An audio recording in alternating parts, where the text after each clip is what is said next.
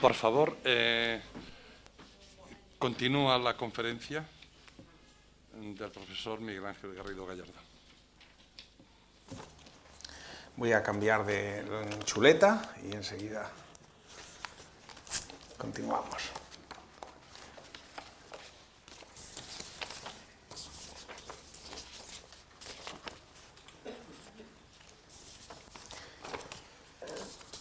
Bueno, nos toca hablar ahora de la teoría literaria Menéndez Pelayo.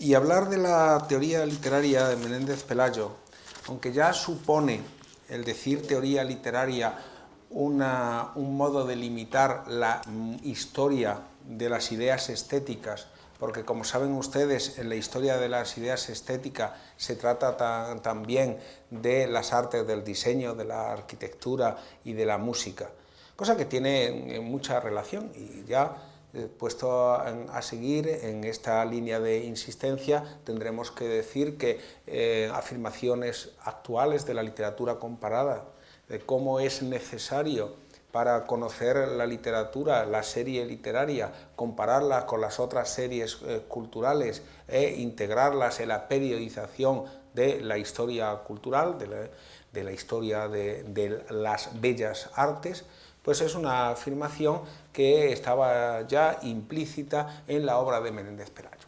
Realmente, lo que estoy diciendo no tendría ninguna autoridad si lo dijera solo yo, pero una personalidad como es René Bellec, que si vive, en fin, espero que sí, pues es un señor ancianísimo de 90 y muchos años y es una de las grandes figuras, de las dos o tres más grandes figuras de la teoría literaria del siglo XX. Bellec afirma que Menéndez Pelayo incorporó a la percepción del fenómeno estético mucho antes que los grandes teorizadores contemporáneos algunas de las ideas fundamentales, entre las que está esta de la comparación de las series culturales. La historia de las ideas estéticas de Menéndez Pelayo sí que forma parte de ese programa del que venimos hablando. Realmente, toda historia que se precie de la literatura de una lengua tiene que atender también a la producción teórica. Ya lo decíamos a propósito de la lírica y de las primeras artes poéticas, más bien artes métricas, en la primera de las conferencias. Tiene que atender a la teoría de la literatura porque toda persona que escribe está escribiendo con una poética, con un modelo explícito o implícito, o al menos implícito. Y a la vez, toda obra literaria presupone, aunque no se haya querido poner ahí, presupone un modelo que se ha seguido aún sin saberlo. De manera que la relación dialéctica entre teoría y literatura es una relación constante e inevitable. Pero a la vez, también hay que decir que esa relación constante e inevitable vive en su aparición explícita en un continuo divorcio a lo largo de la historia de la cultura. ¿Por qué? Porque primero es la obra redactada con una poética implícita. Primero es el fenómeno de la literatura, que básicamente consiste en que hay gente, lo decía ya el otro día, que le gusta contar cosas y hay gente que nos gusta que nos cuenten cosas. Eso es la literatura. Surge el fenómeno de la literatura y esa literatura se modela según una serie de condicionantes que constituyen las posibilidades de intercambio comunicativo en un momento dado. Los teóricos, la propia poética de Aristóteles es una abstracción muy poco abstracta de los modelos que de hecho le eran dado contemplar al propio Aristóteles. Pues digo que los teóricos luego abstraen de esas realidades determinados modelos. Y esa es la historia del clasicismo, y esa es la desgracia del siglo XVIII, del que trata también Menéndez Pelayo en la historia de las ideas estéticas. Eso se convierte luego en recetario. Lo que en un momento dado ha sido abstracción de una realidad viva, se convierte en un esqueleto que se quiere imponer como recetario a las generaciones siguientes.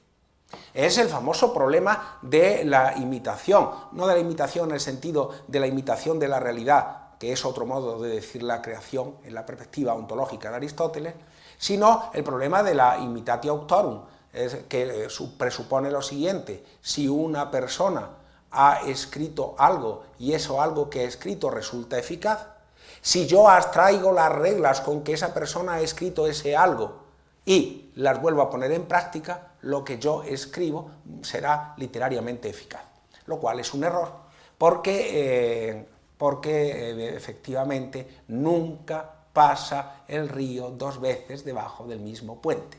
Y yo suelo repetir en clase una obviedad, pero que me parece muy clara, que lo que hoy es un hallazgo porque es un neologismo, si lo repito mañana deja de ser un hallazgo, o en todo caso es un hallazgo de signo contradictorio porque es un arcaísmo. De manera que cuando se estudia la historia de las ideas estéticas, cuando se estudia la historia de la teoría literaria, lo de ideas estéticas será objeto de comentario a continuación, de la teoría literaria, nos encontramos normalmente que la literatura de ese momento va por un lado distinto de por donde va la teoría de ese momento, que más bien responde a un momento anterior de la literatura viva e incluso a modelos antiquísimos clásicos que se han ido enseñando en la escuela siguiendo una inercia inveterada.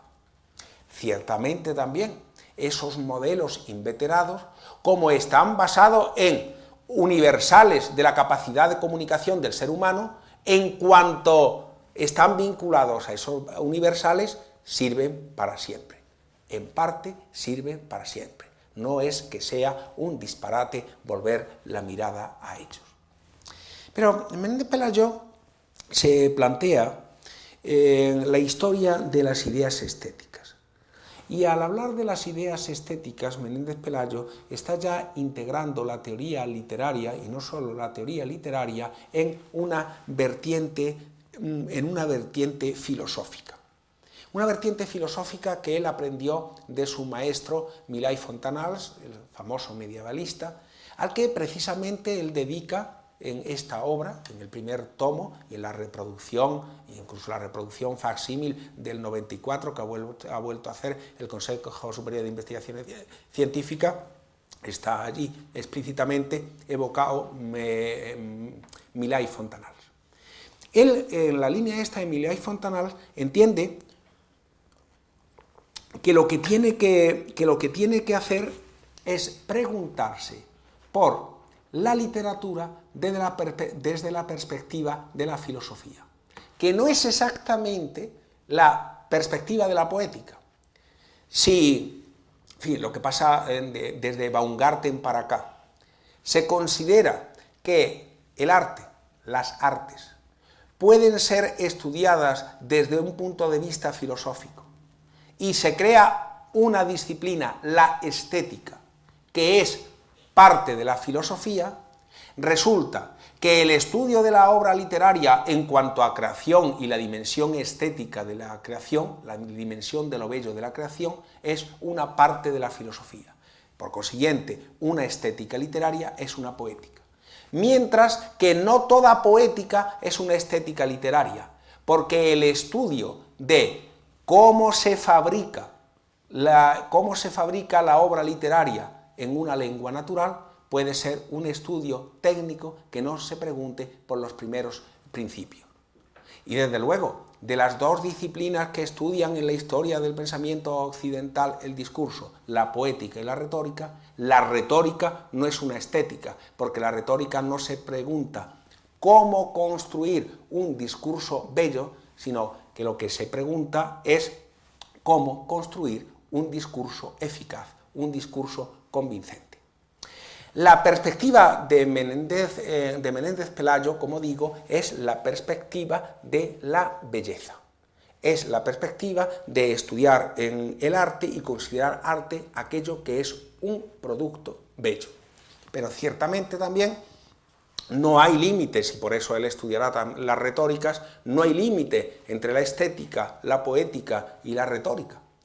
Si la literatura es el arte, la creación, porque arte es mucho más confundente y más en estos momentos de Menéndez Pelayo, es la creación fabricada con palabras.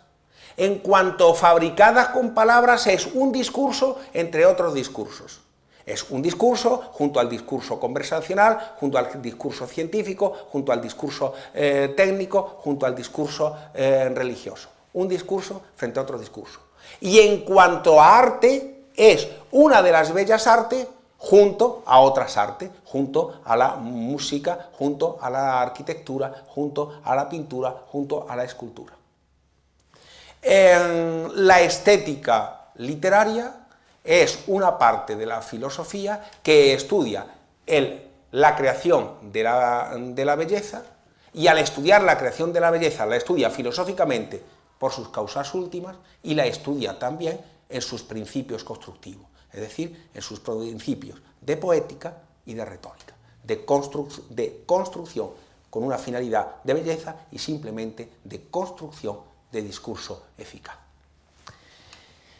Pues él había estudiado en Barcelona con Milà y Fontanals una introducción a la literatura que le llamaba calogía, de calós bello, calogía, término que ha desaparecido afortunadamente, y que le suscita la necesidad de escribir un apartado de este vasto programa dedicado a la teoría de la literatura, como en el sentido que vengo diciendo, a las ideas estéticas. En una carta a La Verde del 21 de junio de 1876, sigue con los 19 añitos y estas genialidades, le plantea la necesidad de hacer este estudio y además le plantea ya un diseño de cómo abordarlo. Y dice, el plan consistiría en 1. Disquisiciones metafísicas. 2. Especulaciones de los místicos. 3. Indicaciones sobre el arte esparcido en filósofos. 4. Lo que de propiamente estético tienen las retóricas y las poéticas. 5. Las ideas de los artistas mismos acerca del arte. Es reducido a índice lo que le he explicado al comenzar la clase. Fíjense que ya en esta enumeración llama la atención una percepción verdaderamente importante. El apartado 2, las especulaciones de los místicos. Las especulaciones de los místicos que tendrían que ver con lo que hoy es una obra relativamente reciente, Gloria, de Urs von Balthasar, que está editado en 6 tomos, si no recuerdo mal, por Ediciones Encuentro, que es la reflexión sobre la belleza en sí misma considerada, es decir, lo que en una terminología de filosofía clásica sería la unidad de los trascendentales. En el unum está el verum, está el bonum, está la verdad, está la belleza y está el pulcrum. Un modo de acceder al conocimiento, un modo de conocimiento, un modo de comunicación del ser humano. Una de las ansias que constituyen al ser humano como tal es el pulcrum, la belleza. Y por eso recurre Menéndez Pelayo a los místicos, porque los místicos, por definición, tanto en sus reflexiones como en la manifestación de su experiencia, están tratando muchísimo, en la mayoría de los casos, los místicos, en todos los casos, podríamos decir, no así los de la artificialmente llamada literatura ascética, los místicos están tratando del unum, de Dios a través de la experiencia del pulcrum, de la belleza. Eso, acabo de citarle la magna obra del recién fallecido Urs von Balthasar, que es un teólogo, pero tienen ustedes nada lejano a esta perspectiva las obras que se están traduciendo ahora una tras otra al castellano de Steiner. Steiner es probablemente otro de esos 4 o 5 grandes teóricos de la literatura de este siglo XX, antes le mencionaba a Belecke. Bien, pues Steiner se acerca al fenómeno literario y desde luego en presencias reales desde esta perspectiva. Esta perspectiva que le gusta tanto a Argullol y que la ha comentado tanto Argullol y que le gusta mucho menos a Claudio Guillén. Yo estoy mucho más cerca de Argullol, absolutamente discrepo de Claudio Guillén en este punto, y desde luego Claudio Guillén, Argullol y yo nos debemos callar y leer a Steiner porque siempre ha habido clases. Pero bien, en todo caso, lo que llama la atención en esta historia de las ideas estéticas de Menéndez Pelayo vuelve a ser una vez más las características que lo definen, que es el que no puede dejar absolutamente nada por decir. Volumen 1 de las ideas estéticas entre los antiguos griegos y latinos y entre los filósofos cristianos hasta la Edad Media. Volumen 2 de la estética en el siglo XVI y XVII. Volumen 3, el siglo XVIII. No leo ni mucho menos los índices, es un resumen que engloba. Volumen 4, el siglo XIX en Alemania y en Inglaterra. Volumen 5, el siglo XIX en Francia. Y ahí retóricas, poéticas, estética, filosofía, mística, arte del diseño, arquitectura. He elegido, siguiendo la misma técnica de las clases anteriores, he elegido solo un apartado para poner de relieve esa aportación a la que ustedes pueden volver cuando quieran y deberán volver con frecuencia. Hoy he podido comprobar esta mañana que quizás Menéndez Pelayo se lea menos de lo que yo creía, porque esta mañana estaba estudiando aquí, he sido recibido hospitalariamente en esta casa para oír. Dije, ¿en qué sitio nadie me va a localizar? En la fundación, no por nada, sino porque hace 30 años que no venía por aquí, y me han atendido maravillosamente bien. Y me han atendido maravillosamente bien y me han sacado en 3 minutos todos los libros que necesitaba en seguir consultando, pues, correspondiente a estas clases. Y hete aquí que el libro segundo de la historia de las, quizás ahora confundo el origen de la novela, de la historia de la idea estética, estaba intonso, con lo cual me he dado el placer de abrirlo y he hecho otra aportación que no sé si me la pagará suplementariamente a esta casa. Quiere decir que tengo que pensar bien, y era el libro de la segunda edición, y por consiguiente, pues estaban mezcladas las 2 ediciones, por consiguiente, seguramente los que por aquí hemos pasado, habíamos leído la obra entera en la primera edición y no en esta segunda nacional. Pero bien, lo que digo es que cuando uno acude a estos 5 tomos, o si quieren ustedes ahora a esos 2 tomos en papel semibiblia más manejable de la edición facsímil que, como le he dicho, hizo el Consejo en 1994 y que supone ya una tercera edición de la edición nacional, es decir, lo cual indica para este tipo de obra que es una obra muy difundida.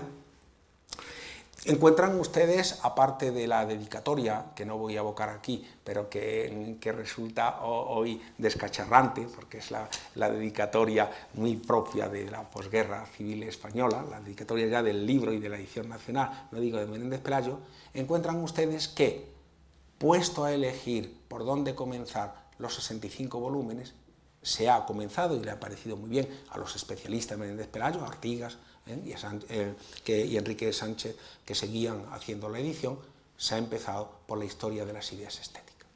Pero claro, esta historia de las ideas estéticas que va a estudiar, como digo, la retórica y la poética de España, pero va a estudiar toda la retórica y la poética y la filosofía en España, pero va a estudiar los orígenes clásicos de la retórica, de la poética y de la filosofía, pero va a seguir, porque son las naciones que culturalmente nos circundan, con el estudio del romanticismo, y con el estudio del romanticismo en Inglaterra, en Alemania y en Francia, es una obra de nuevo inabarcable y es de nuevo una obra inacabada.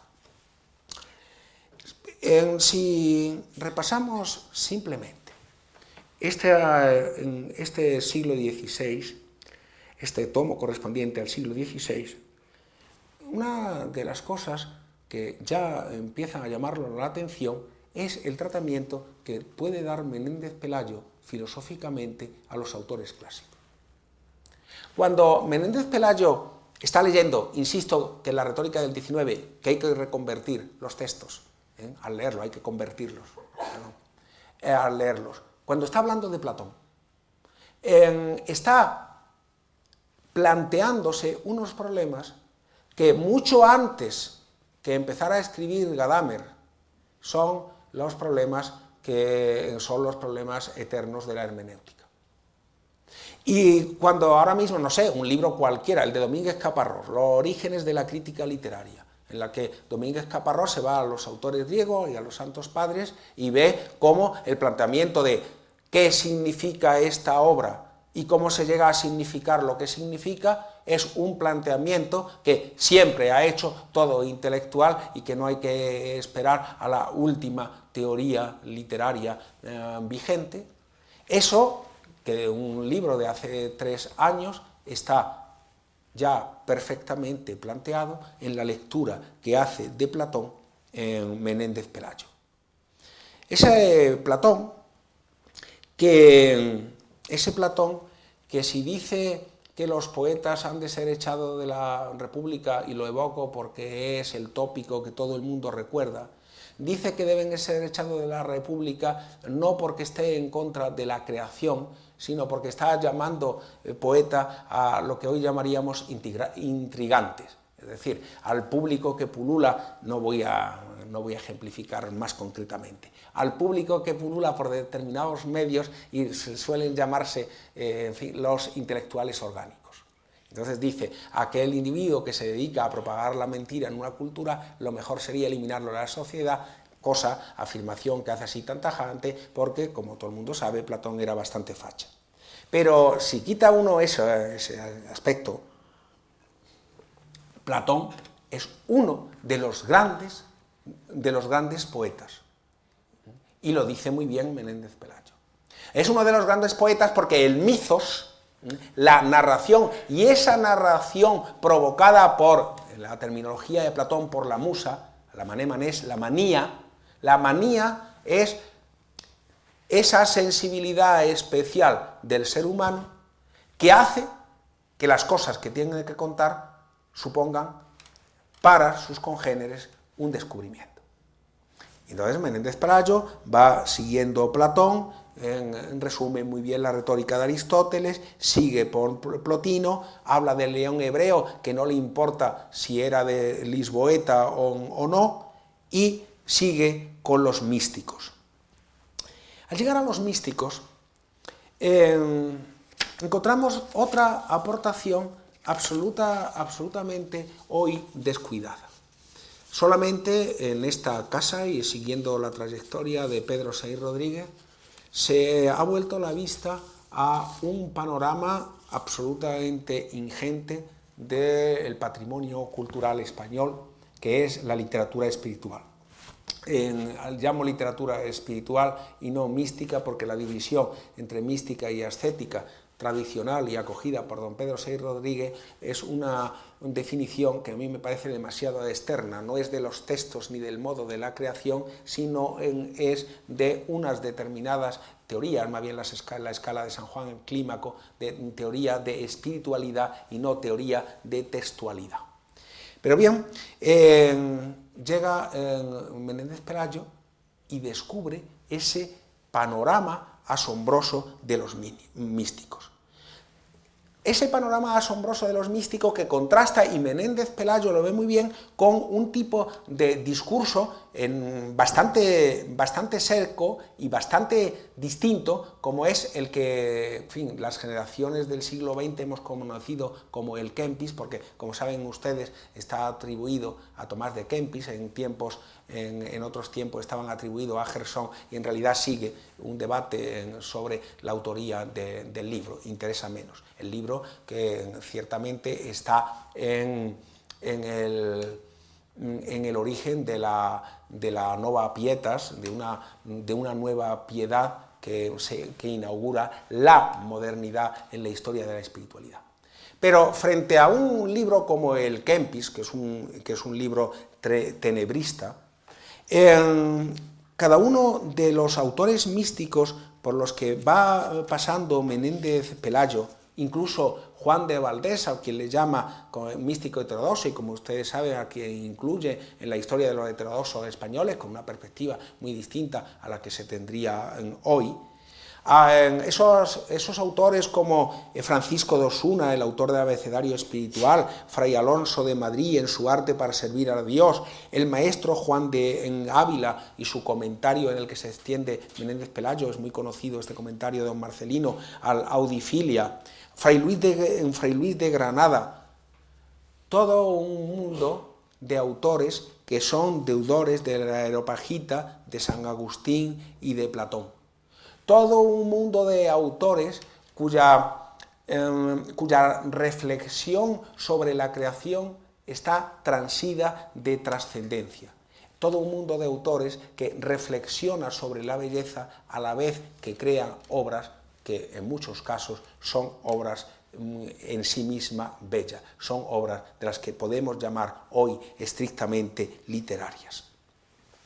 Desde otra perspectiva, desde la perspectiva de la historia de la cultura, cualquiera de estos autores son, y eso le interesa mucho a Menéndez Pelayo, aunque sea menos del tema de esta última clase, son grandes contribuyentes a la historia de la cultura universal.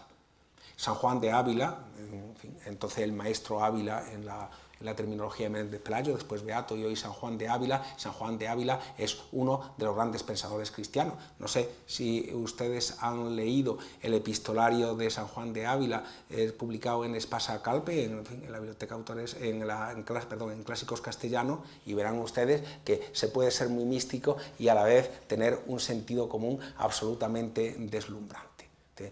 Siempre cuento, porque me llamó mucho la atención, la carta a ese corregidor de Sevilla que había empezado una persecución absoluta de los prostíbulos, y le dice hombre, ten cuidado, porque dado como es la gente de Sevilla, a lo mejor es preferible tener localizado ahí la vorágine que no que vayan detrás de las recatadas doncellas y tengamos una catástrofe.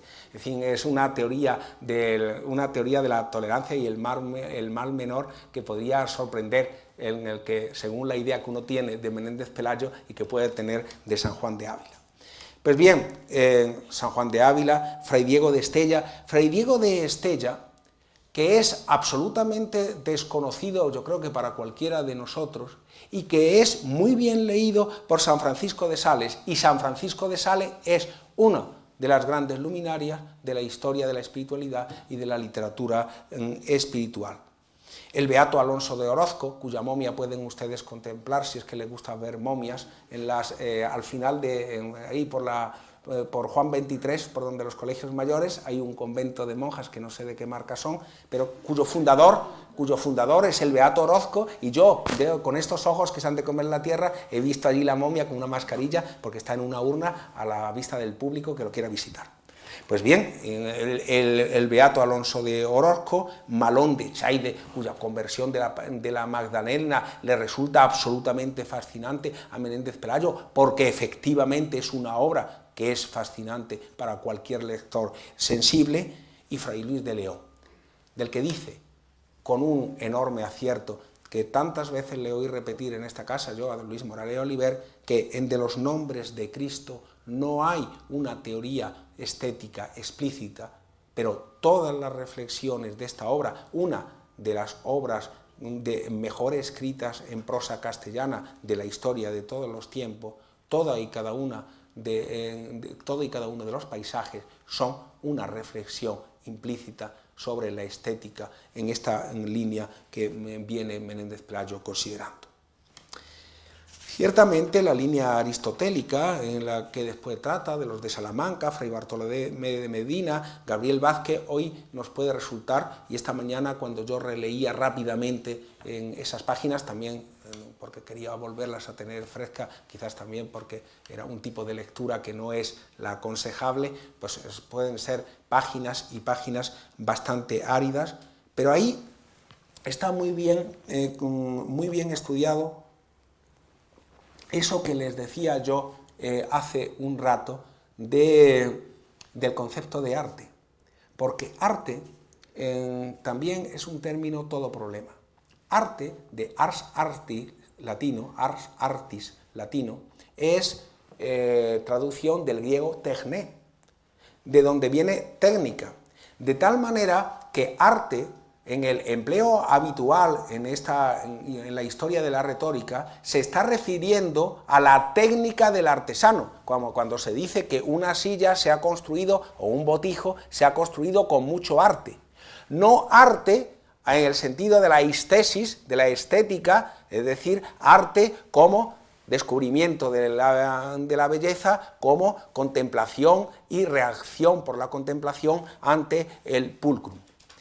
Por eso, cuando se habla del arte y se habla del arte literario, hay que tener mucho cuidado, y ahí Menéndez Pelayo lo matiza muy bien, en no confundir los principios constructivos propios de la retórica y, si acaso, de la poética, con el trasfondo de descubrimiento, de mímesis, si se quiere, de creación propio de la estética, propio de la poiesis, de la poesía en el sentido etimológico.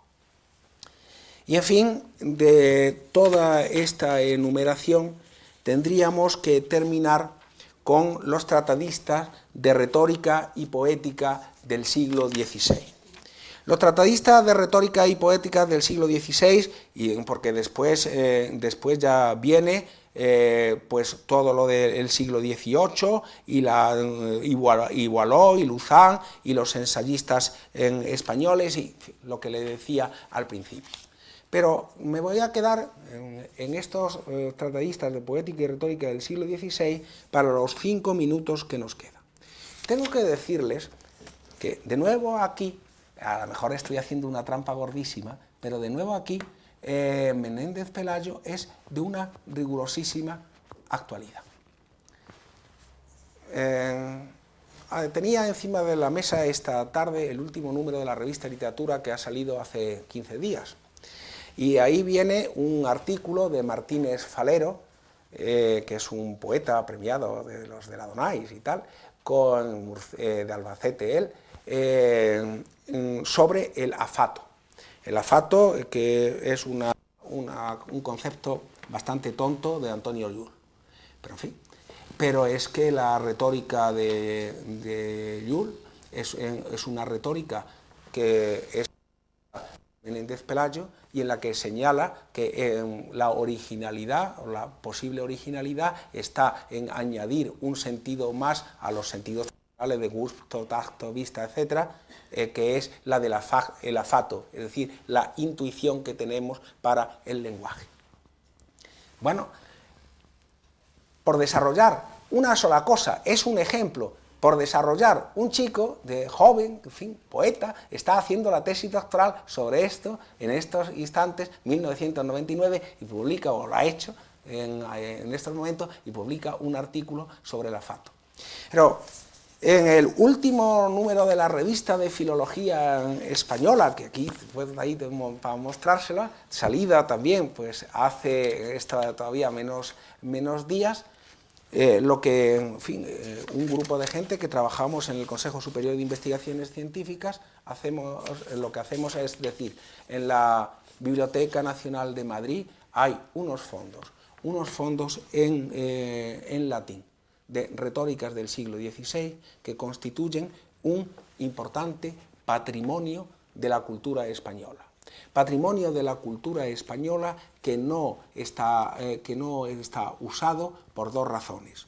Una, porque, como he dicho, la mayoría de ellas, salvo Salinas, están escritas en latín y, por consiguiente, a la mayoría del público actual, que tiene como lengua franca el inglés y no el latín, no le resultan accesibles.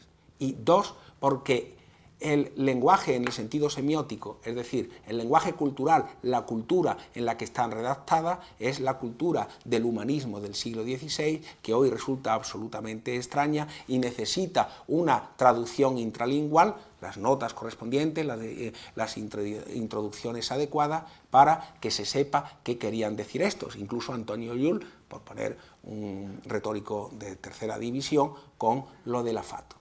Está por hacer. Últimamente se han hecho algunas tesis doctorales, han publicado unos libros, incluso bastantes libros. Hay en ediciones, por ejemplo, ediciones muy buenas de Arias Montano. Lo que quiero decir es que todos estos autores del siglo XVI, con ligeras excepciones que no cambian el panorama y que en esta investigación que estamos haciendo ahora, final del siglo XX, hemos podido aumentar, está en los capítulos correspondientes a poética y retórica del siglo XVI de la historia de las ideas estéticas de Menéndez del Pelayo. Y que muchas de las cosas que son todavía hoy debate sobre hermogenismo, ciceronianismo, en fin, a los que no estén familiarizados con esto les voy a ahorrar nombres técnicos, de las cuestiones culturales que tienen que ver con este fenómeno de la periodización de la cultura española, están apuntadas todas, casi todas, por no decir todas, en la historia de las ideas estéticas de Menéndez Pelayo. En definitiva, les anunciaba en la primera de estas clases que en breve la Fundación Tavera va a sacar un CD-ROM en que contiene los 65 tomos de la edición nacional de las obras completas de Marcelino Menéndez Pelayo, publicada por el Consejo Superior de Investigaciones Científicas, más los 21 tomos del epistolario editado por la Fundación Universitaria Española. Esto...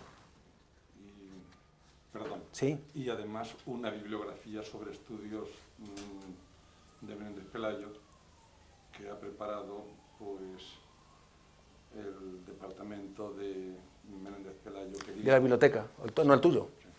Y además, esto ya es noticia de última hora, nos pasan una noticia de agencia y nos dicen, y además un estudio sobre Menéndez Pelayo, pues preparado por este seminario que dirige don Amancio Lavandeira. Todo eso, pues que no les lo vamos a vender ni por 9 ni por 6 ni por 7, todo eso, ese gran corpus lo van a tener ustedes dentro de, en fin, ustedes y todo el mundo de la cultura, dentro de unos meses, quizás de una semana, al alcance en muchos sitios, al alcance de, no sé si todos los bolsillos, pero sí de todas las manos.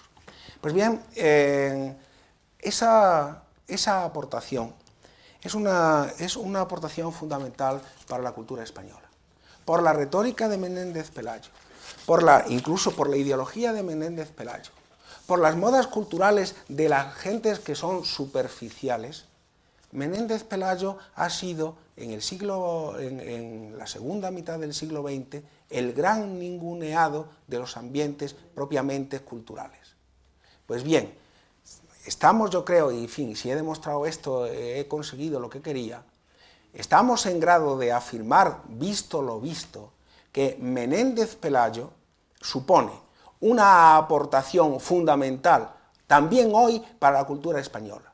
Y, como decía hace un rato, para estudiar de verdad hoy la literatura española, seriamente, debemos acudir a Menéndez Pelayo y con las correcciones, rectificaciones, actualizaciones debidas, luego seguir por nuestra cuenta. Ningunear a Menéndez Pelayo, porque, en fin, por las razones que sea, sin tener en cuenta esta aportación es, sin duda, un modo claro de analfabetismo cultural. Esto es lo que se quería demostrar y no sé si he demostrado. Muchas gracias a todos ustedes por su paciencia.